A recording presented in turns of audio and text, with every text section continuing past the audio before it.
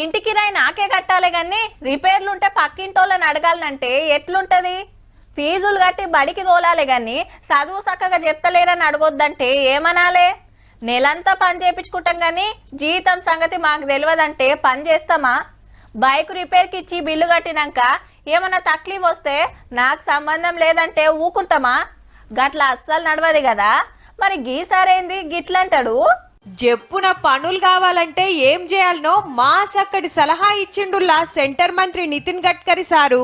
अनेक निर्णय सरकारच्या विरोधात पण गेले आणि हे गिरीश भाऊ हे कोर्टात केसेस टाकणारे पण एक लोक पाहिजेत. హాగనట కోర్టుల కేసులైతే జడ్జిల తీర్పుతోటి పనులు జప్పున వేస్తాయట గవర్నమెంట్లు.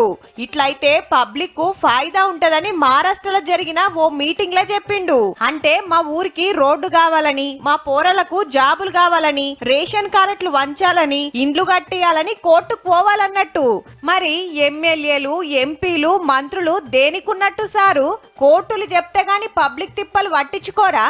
వారెవ్వా పని పాట ఇడిసబెట్టుకొని పైసలు కట్టి లాయర్లను మాట్లాడుకొని కోర్టుల చుట్టూ తిరగాలనా?